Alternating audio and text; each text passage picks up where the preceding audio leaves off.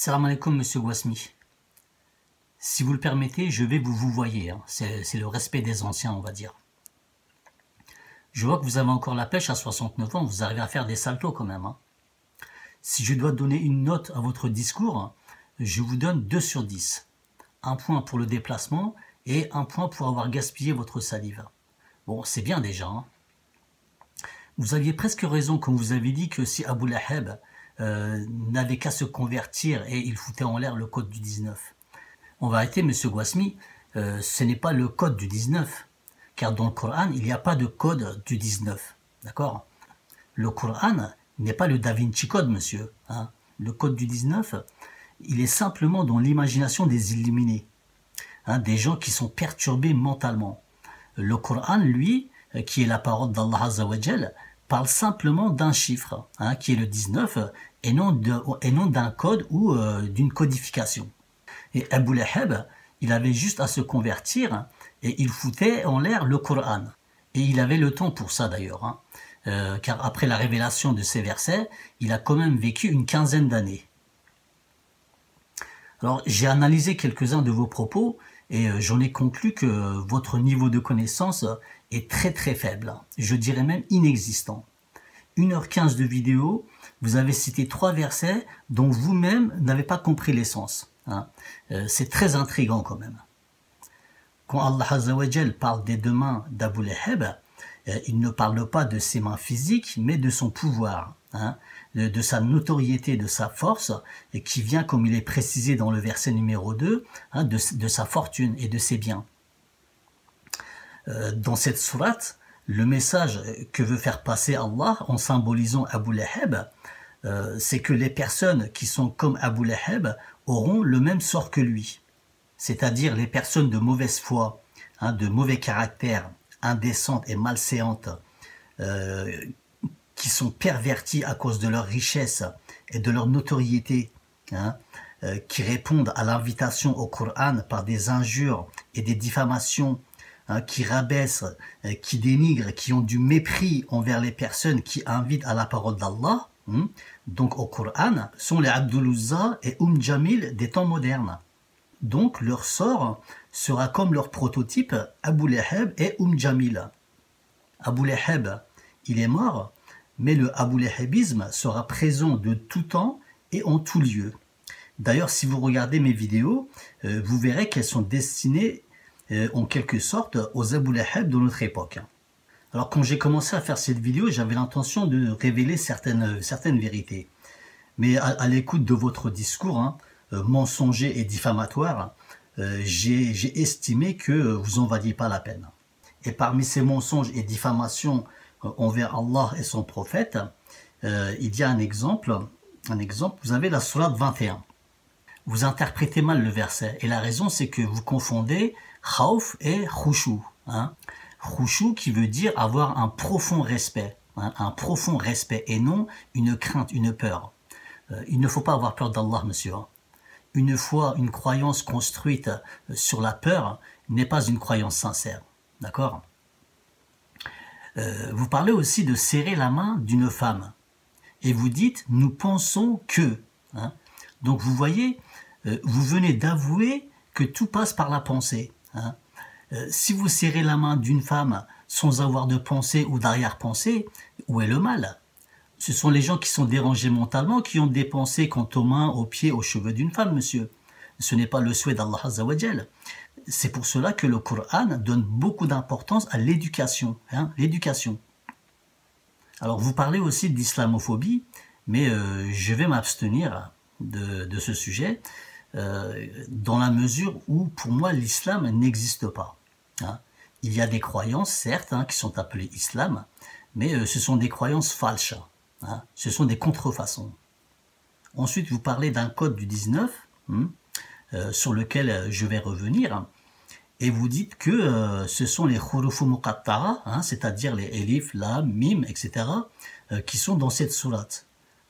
Donc vous racontez un charabia, vous dites que le Coran est verrouillé par le code du 19, que rien n'est écrit si ce chiffre du 19 ne verrouille pas les versets, vous voyez. Mon cher monsieur, s'il y a bien des personnes qui verrouillent les versets du Coran et qui empêchent le message d'accéder aux gens, bah, c'est vous et vos semblables, hein, monsieur Guasmi. Par la suite, vous dites que le Coran est révélé en une seule nuit au prophète. Et vous continuez comme ça avec des histoires imaginaires qui n'ont ni queue ni tête à vrai dire. Hein. Vous racontez n'importe quoi. Alors nous allons demander au Coran pour voir si le Coran a été révélé en une seule nuit au prophète. D'accord? Nous allons aller à la sourate Furqan au verset 32. Alors, sourate Furqan, verset 32. Et les kafirs disent, le Coran ne devait pas être révélé sur lui en une seule fois?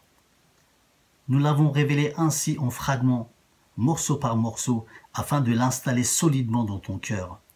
Et nous l'avons révélé petit à petit, graduellement, sans mélanger. وَرَتَلْنَاهُ تَرْتِيلًا. Ça veut dire que le Coran, il a été révélé d'une certaine manière dans l'ordre, dans un certain ordre. Nous allons aller à Surat Taha, verset 114. Esta'zubillah, que soit exalté Allah, le vrai souverain. Ne te hâte pas de réciter le Coran avant que ne te soit achevée sa révélation. Et dis, ô mon Seigneur, accrois mes connaissances. Alors nous allons aller à la Sourate Maïda, verset 101. Esta'zubillah, ô les croyants, ne posez pas de questions sur des choses qui, si elles vous étaient divulguées, vous mécontenteraient. Et si vous posez des questions à leur sujet pendant que le Coran est révélé, elles vous seront divulguées. Allah vous a pardonné cela. Et Allah est pardonneur et indulgent. Donc après, vous avez la sourate, le verset 106 de la sourate Isra, hein, et bien plus encore. Mais je vais m'arrêter là. Donc, nous venons de voir avec la parole d'Allah lui-même que vos traditions ne sont que des sources de mensonges et d'égarements, hein, que ce soit sunnite ou chiite. Hein. D'ailleurs, vous parlez des versions sunnites et des versions imamites, hein, qui soi-disant la version imamite est la version de ceux qui ont suivi les enfants du prophète. Donc là, pour rendre vos propos mensongers un peu plus crédibles, vous instrumentalisez les enfants du prophète. Mais je pense que les enfants du prophète connaissaient très bien la révélation et ils n'auraient jamais tenu des propos mensongers. Hein. Alors continuons. Après, vous parlez d'Abu Lahab et vous dites une chose très grave, hein, très très grave.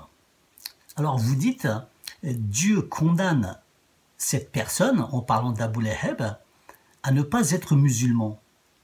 Bah, c'est une diffamation, monsieur. Vous êtes un menteur. Al-Rahman, Al-Qaffar, Al-Adil, Al-Khalim, Al-Qafour, Al-Tawab, Al-Afuv. Hein. Tout ça, ce sont les noms d'Allah Azza wa Jal, monsieur. Hein, ils ont des significations, il faut les apprendre. Je vais faire une vidéo avec les noms d'Allah pour vous, justement, spécialement pour vous, pour que vous appreniez leur signification, d'accord? Nous allons aller à la sourate Zumar, qui est la sourate 39, et au verset 53. Bon, le passage, il est un peu long, je vais essayer de lire tout le passage. Esta'zubillah, dit, ô mes serviteurs qui avez commis des excès à votre propre détriment, ne désespérez pas de la miséricorde d'Allah, car Allah pardonne tous les péchés. Oui, c'est lui le pardonneur, le très miséricordieux. Et revenez repentant à votre Seigneur, et soumettez-vous à lui avant que ne vous vienne le châtiment, et vous ne recevez alors aucun secours. Et suivez la meilleure révélation qui vous est descendue de la part de votre Seigneur, avant que le châtiment ne vous vienne soudain, sans que vous ne pressentiez, avant qu'une âme ne dise « Malheur à moi pour mes manquements envers Allah ». Car j'ai été certes parmi les rayeurs. Ou qu'elle ne dise, si Allah m'avait guidé, j'aurais été certes parmi les pieux. Ou bien qu'elle ne dise en voyant le châtiment, ah, s'il y avait pour moi un retour, je serais alors parmi les bienfaisants. Donc, bon, le paragraphe continue, mais je vais m'arrêter ici. Donc, vous avez aussi la sourate Tahrim au verset 8 qui vous parle de cela. Donc, vous voyez, comme vous pouvez le lire dans les versets, si une personne se repent avant que lui vienne la mort, Allah est pardonneur. Et ça, c'était aussi valable pour Abu Lahab. Monsieur Wasmi, vous avez été induit en erreur par votre ignorance. Si vous auriez eu un minimum de maîtrise de la langue arabe et que vous auriez médité sur le premier verset de cette sourate Al-Masad, juste le premier verset, monsieur, juste un seul verset, voilà. Si vous auriez médité dessus, vous auriez compris que ce verset est une phrase déclarative, d'accord? Une phrase déclarative. Alors, ça veut dire quoi? Je vais vous expliquer ce que ça veut dire. À ce stade, il paraît évident que vous, monsieur Guasmi, vous n'avez aucune maîtrise de la chose. Et je pense que cela provient aussi de l'incompétence des gens qui vous entourent et qui vous accompagnent dans cette aventure du centre Zahra, pardon. J'avais tendu un piège à Jamel, mais il n'est pas tombé dedans. Il a supprimé mon commentaire. Bref. Alors venons à ce premier verset de la sourate Al-Masad, qui est une phrase déclarative. Alors, dans les traductions des tafsirs, et bien entendu, comme vous l'avez lu, il nous est présenté comme une imprécation. Voyez, que périssent les deux mains d'Abu Lahab. Donc la raison, c'est que dans la langue arabe, monsieur Guasmi, la phrase déclarative a la particularité d'être comprise de deux manières différentes. Voyez, alors vous avez le subjonctif et vous avez, je vous laisse chercher l'autre, d'accord? Donc tout ça, ça existe dans la langue arabe, ça fait partie de la langue arabe. Donc de ce fait, la phrase déclarative, au même temps que son sens propre, il peut aussi prendre un sens d'imprécation ou de bénédiction. Voyez? Alors je vais vous donner un exemple, d'accord? Un exemple, le vrai sens de radiallahu anhu, d'accord? Son vrai sens est Allah est satisfait de lui, d'accord? Et selon cette particularité de la langue arabe, il peut être compris comme que Allah, donc qu'Allah soit satisfait de lui. Et vous avez comme ça dans le Coran beaucoup d'exemples. Il faut aller prendre des cours d'arabe et étudier les phrases déclaratives dans la langue arabe, monsieur. Vous verrez bien que vous vous trompez. Enfin, ils se sont tous trompés, pas que vous. Alors vous avez le mot tabbet. Tabbet veut dire sécher, périr, mort. Et quand il est utilisé dans une phrase déclarative, et il peut être utilisé comme qu'il sèche, qu'il périsse et qu'il disparaisse. Voyez? Mais malheureusement, cette forme d'utilisation ne va pas dans le sens du Coran. Ça n'a pas de sens qu'Allah, qui a pouvoir de faire toutes choses, puisse faire une imprécation. Voyez? Comme s'il n'était pas capable de faire le nécessaire lui-même, au fait. Faire une imprécation, c'est demander à une force supérieure à soi-même de faire quelque chose. Allah Azzawajal, qui a pouvoir sur tout, qui est au-dessus de tout, à qui il va demander, lui? Il n'est même pas question qu'Allah Azzawajal fasse des imprécations ou bien des droits, afin de souhaiter du bien ou du mal. N'est-ce pas, monsieur? C'est lui qui fait les choses lui-même. Donc, que ce soit dans le sens imprécation ou bénédiction ou de droit, utiliser ce genre de terme pour Allah Azzawajal, ce n'est ni raisonnable ni logique. Dans ce verset, comme dans beaucoup d'autres versets du Coran d'ailleurs, c'est de considérer le verbe étant ma'azi, c'est-à-dire au passé, pour accentuer le fait que l'événement évoqué va à coup sûr se produire. Donc ce verset a été révélé en tant que « ont péri les deux mains d'Abu Lahab » et non « que périssent les deux mains d'Abu Lahab », monsieur Guasmi. Alors continuons. Dans toutes ces histoires fantastiques, imaginaires que vous nous racontez, il y a la prédestination, la croyance au destin, le fatalisme auquel vous avez fait allusion. Je ne vais pas trop développer sur le sujet, dans la mesure où j'ai une vidéo de prévue là-dessus. Donc là, idem. La croyance au destin n'existe pas en islam. Notre destin, nous le construisons chaque jour avec nos actes. D'ailleurs, vous l'avez dit de votre propre bouche, Allah ne change pas l'état d'un peuple tant que celui-ci ne change pas ce qui est en eux. Vous voyez? Si vous êtes fataliste, pourquoi déposer plainte contre Israël, hein? C'est leur destin aux Palestiniens d'être opprimés. C'est Allah qui organise tout cela. Et comme dirait Truc, sa finalité, elle est bien. Hein? Vous connaissez Truc, monsieur Guasmi?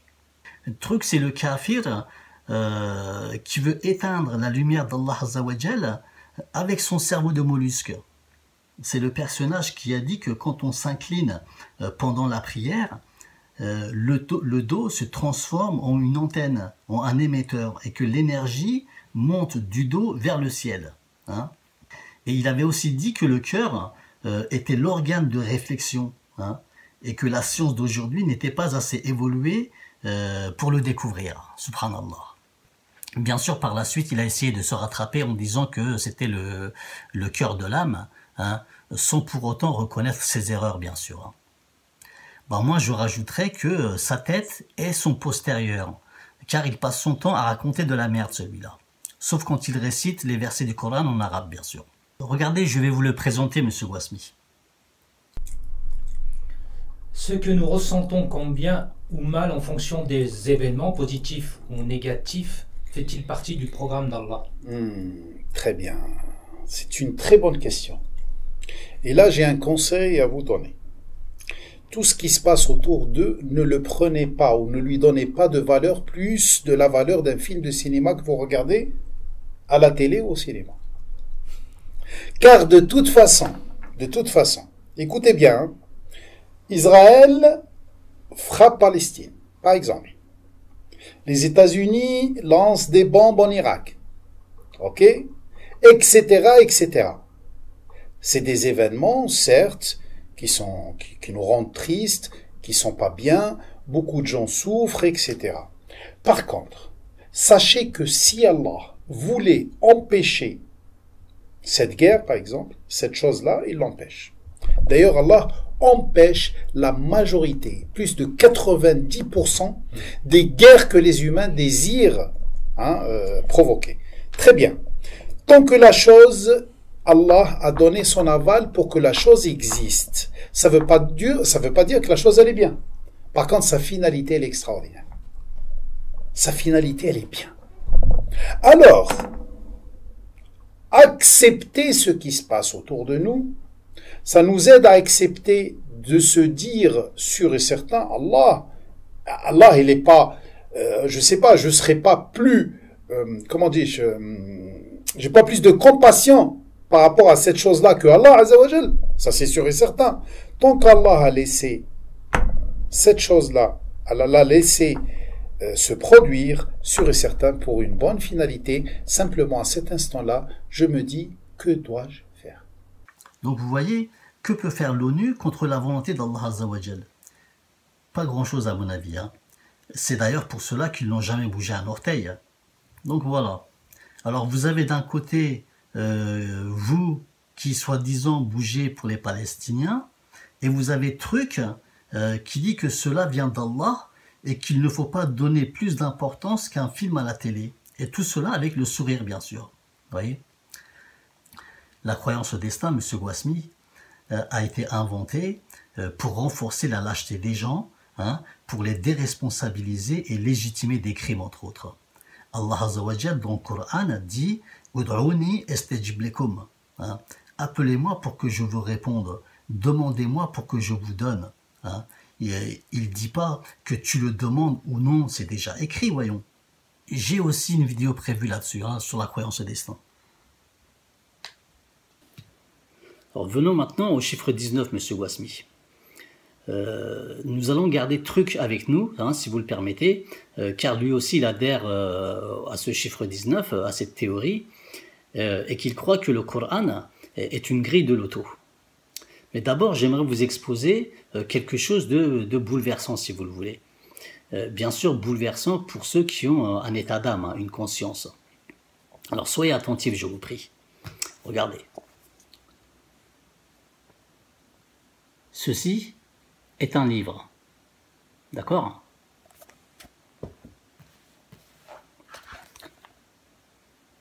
ceci aussi est un livre, monsieur. D'accord?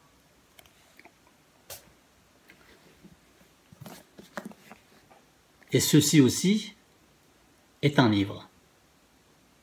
D'accord? Maintenant, monsieur Guasmi, hormis leur contenu, leur forme et leur matière, qu'est-ce qui différencie ce livre des deux autres? Ben, je vais vous le dire, mon cher monsieur.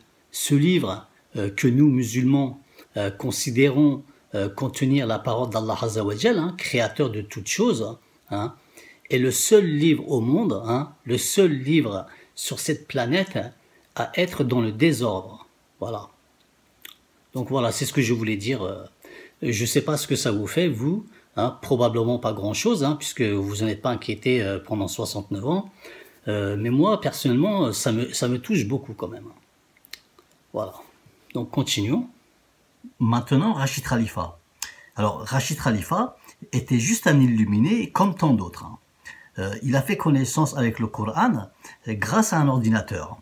Avant cela, il était rien du tout, zéro, nada. D'ailleurs, s'il a eu un prix à l'ONU, c'est que ce n'est vraiment pas bénéfique pour l'islam. Mais je dois tout de même avouer qu'il a aussi dit des choses vraies, hein, des choses bien. Il ne raconte pas que des mensonges, hein, les hommes religieux. Rachid Khalifa n'a pas été capable de faire ce qu'a fait l'ordinateur. Lui, il a juste entré des données dans l'ordinateur et l'ordinateur par la suite a fait son travail de calcul, de classification, etc. Mais un ordinateur, monsieur Guasmi, n'est pas plus fort qu'Allah Azza wa Jal. Hein. L'ordinateur de Rachid Khalifa ne s'est pas trompé dans ses calculs. Hein. Mais il n'avait pas raison, hein, il avait tort. Et qu'est-ce que ça veut dire? Ben c'est simple. Quand vous entrez des données erronées dans un ordinateur, lui, il va pas vous dire que ces données sont erronées. Il va faire son travail et va vous donner un résultat.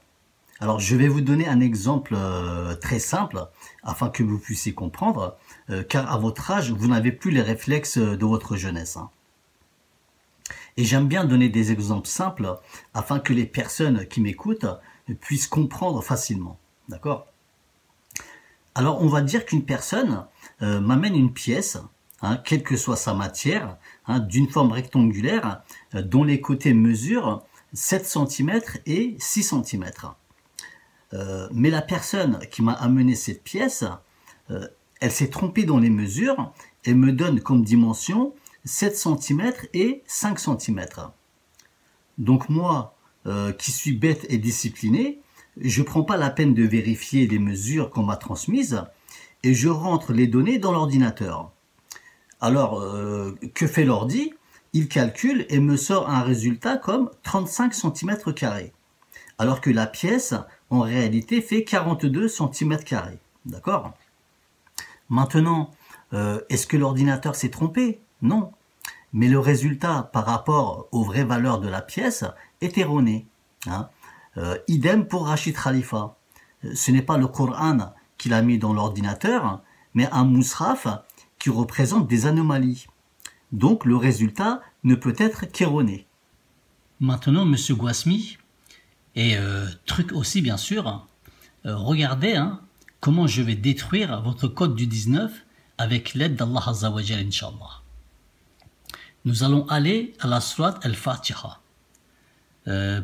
Prenez un Coran, s'il vous plaît. Hein. Les gens qui m'écoutent aussi, hein, prenez un Coran. Hein. Nous allons vérifier tous ensemble. Ça ne sert à rien de m'écouter dans le vent et puis venir mettre des commentaires. Hein. D'accord? Voilà. Allons à la sourate Al-Fatiha. Alors, nous allons commencer à la lire. Astagfirullah. Bismi Allah ar-Rahman ar-Rahim.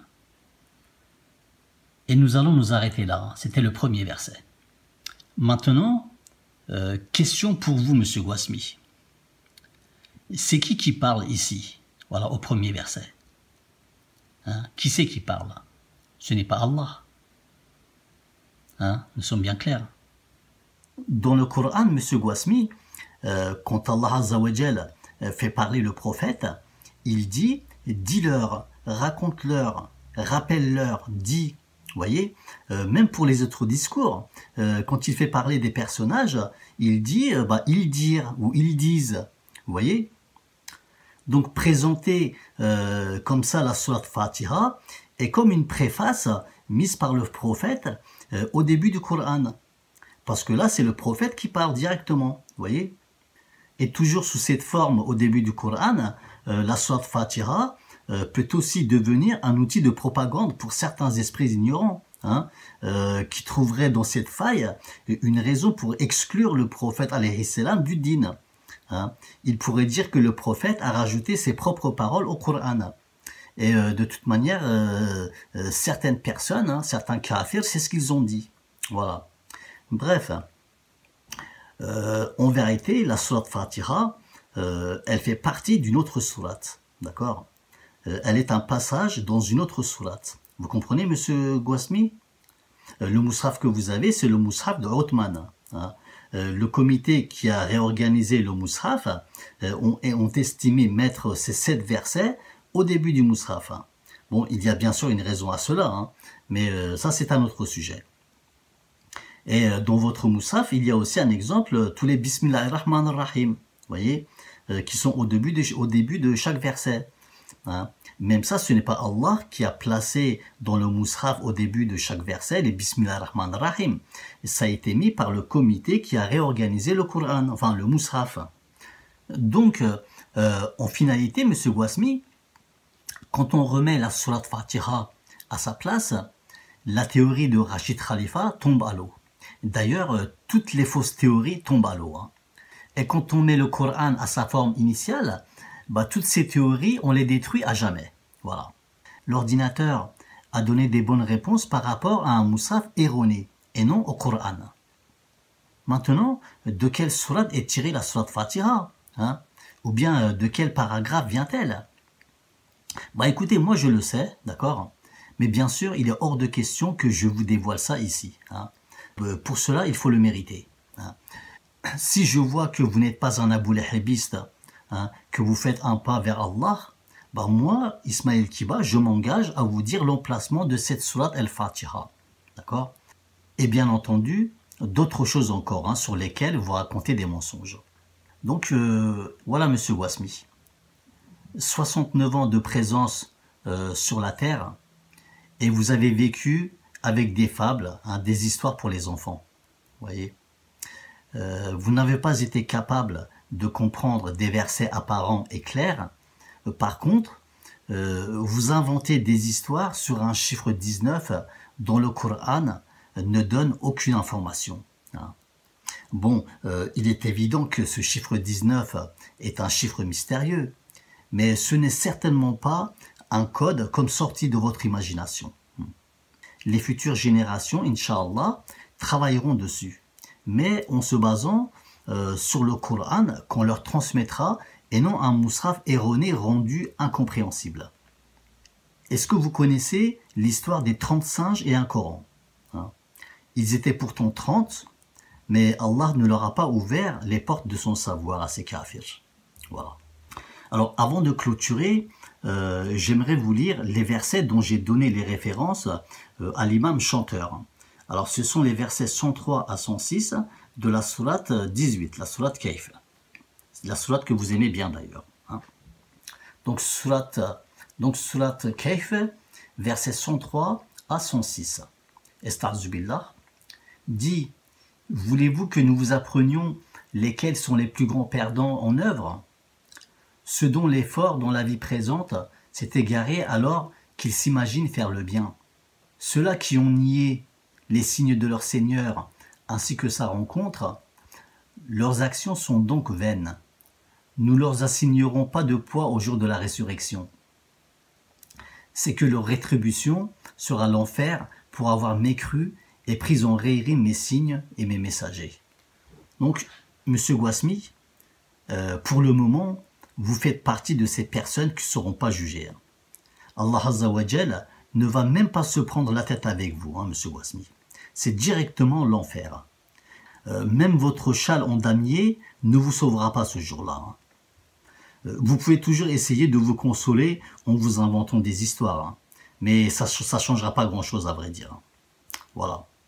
Donc, je vous laisse méditer sur tout ce que je viens de raconter. Hein. Que Dieu vous pardonne, monsieur. Assalamu alaikum.